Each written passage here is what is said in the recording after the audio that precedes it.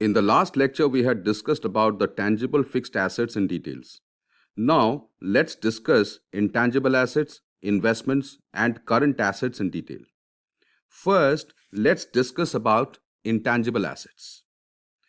Intangible assets are non-physical assets, which are extremely useful and enhance the competitive edge of the business. They are the assets which one cannot touch and feel, but the business can derive benefits out of it.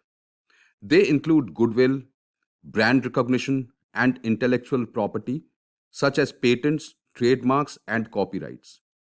They also include licensing agreements, internet domains, websites, videos, proprietary items like blueprints, software, data bank, and many more. But they do not include financial instruments like share certificates, investments, banks, fixed deposits, debtors, receivables, and loans and advances. They are also called as fictitious assets. Then, what are tangible assets? Tangible assets are those that have physical value and can be touched and felt.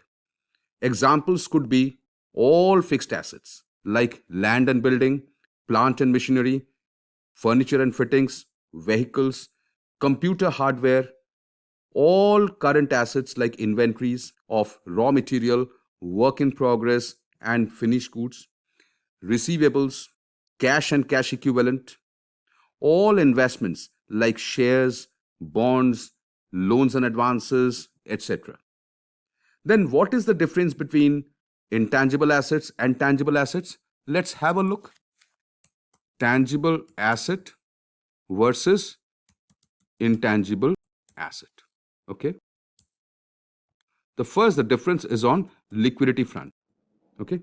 The tangible assets are easy to sell, whereas the intangible assets are difficult to sell.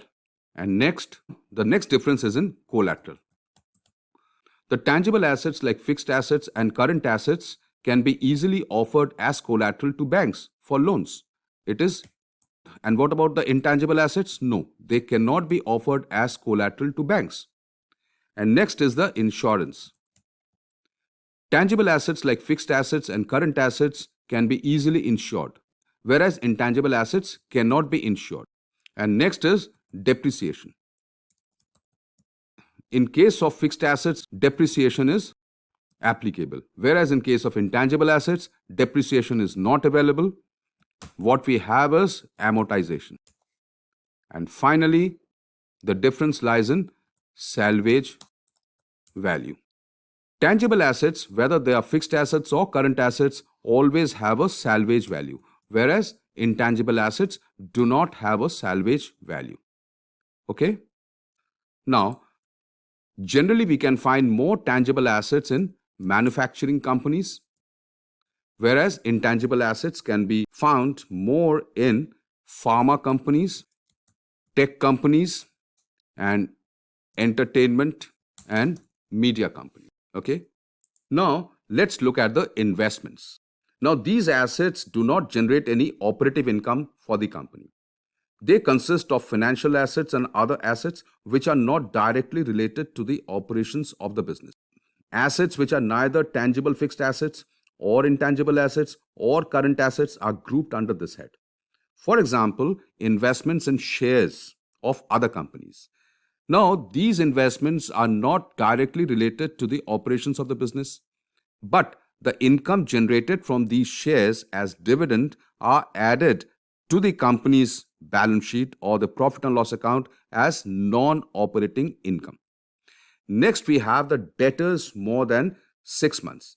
Bankers do not consider debtors beyond 6 months or more than 180 days as current assets because they are beyond the operating cycle of a business. And next, the security deposit for electricity. This is considered under investment because the money is blocked for a considerable period of time. And then you have the advance to employees. As this is not directly related to the enhancement of the operational efficiency of the business, it is considered under investments. Finally, let's have a look at the current assets or short-term assets. What are current assets? Current assets are those assets which convert themselves into cash or cash equivalent within a period of 12 months or within one operating cycle. They are also called as liquid assets. For example, the closing stock of raw material, work in progress, and finished goods, which are interconvertible within a very short period. And then you have the sundry debtors below 6 months. Now, these debtors are credit sales which are realized within 12 months. Bankers consider only debtors within the operating cycle or within 180 days as current assets. And then you have the prepaid expenses.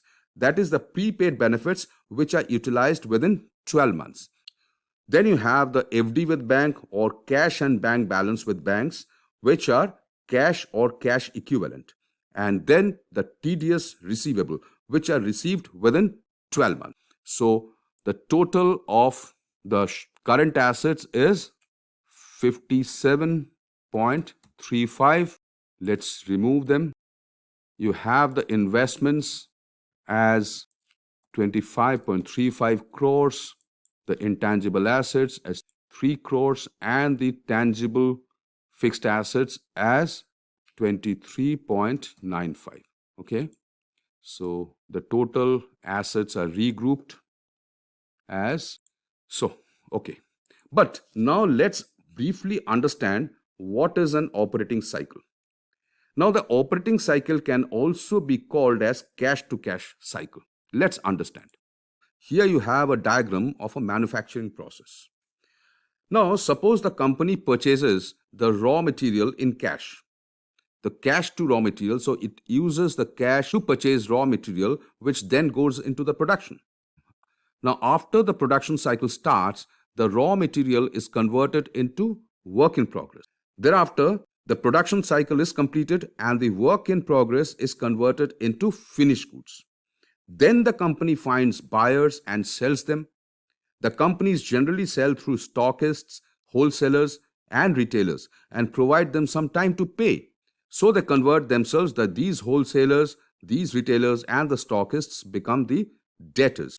They take some time to pay the money. Generally, the company provides 15 to 30 days to the debtors to pay the money. Then the money comes back to the business and the cycle is completed. Now the cash which was used to purchase the raw material comes back to the company only after the receivables are realized in cash. This is called cash to cash cycle or operating cycle. Now let's understand the holding period or the time taken by the operating cycle to complete. Suppose the company takes 10 days to place the orders and receive raw materials for production. Then the raw materials are converted into work in progress in 6 days. And the work in progress is converted to finished goods in 4 days. Okay. Then finished goods ultimately are sold on credit and it becomes receivable in 12 days. And finally, the debtors pay back to the company in 30 days. So the cycle is complete. Now, what is the total operating cycle? It is 62 days. So the entire operating cycle from cash to cash is completed in 62 days. So we say that the operating cycle of this business is 62 days. Okay.